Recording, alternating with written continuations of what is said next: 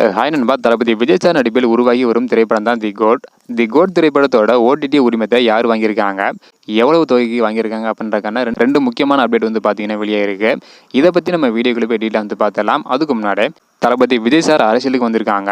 உங்களுடைய ஆதரவு கிடைக்குமா இல்லை அப்படின்றத மறக்காம கமெண்ட் பண்ணுங்க.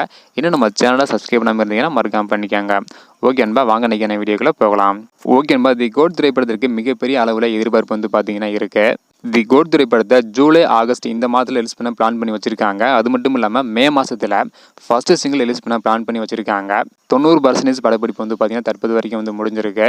தற்பொழுது தாம்பரத்தில் தான் தி கோட் திரைப்படத்தோட படப்பிடிப்பு நடைபெற்று வருது. இந்த நிலையில் தற்பொழுது தி கோட் திரைப்படத்தோட ஓடிடி உரிமம் குறித்து ரெண்டு முக்கியமான அறிவிப்பு வந்து பார்த்தீங்கன்னா வெளியாயிருக்கு.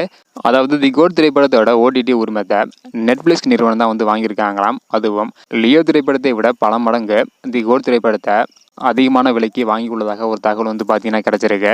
தளபதி விஜய் சாருக்கு கடைசி 2 திரைப்படம் தான் வந்து இருக்குது அப்படின்ற ஒரு காரணத்தினால மிகப்பெரிய அளவில் எதிர்பார்ப்பு வந்து பார்த்தீங்கன்னா இருக்குது. அதனால் படமும் தரமான ஒரு படமாக வந்து பார்த்தீங்கன்னா இருக்கும் அப்படின்றதுல எந்த ஒரு டவுட்டும் வந்து பார்த்தீங்கன்னா கிடையாது. அதுவும் இந்த ஒரு திரைப்படத்தில் தளபதி விஜய் சார் 2 இடங்களை வந்து பார்த்தீங்கன்னா நடிக்கிறாங்க. ஸோ லியோ திரைப்படத்தை விட அதிகமான தொகைக்கு இந்த ஒரு திரைப்படத்தை வந்து பார்த்தீங்கன்னா நெட்ஃப்ளிக்ஸ் வந்து வாங்கி உள்ளதாக ஒரு தகவல் வந்து கிடைச்சிருக்கு. இந்த மாதிரி கோட் திரைப்படத்தில் இருந்து லேட்டஸ்ட்டாக வர அப்டேட்லாம் தெரிஞ்சுக்கணும்னு நினச்சிங்கன்னா மறக்காம நம்ம சேனல் சப்ஸ்கிரைப் பண்ணிக்கோங்க.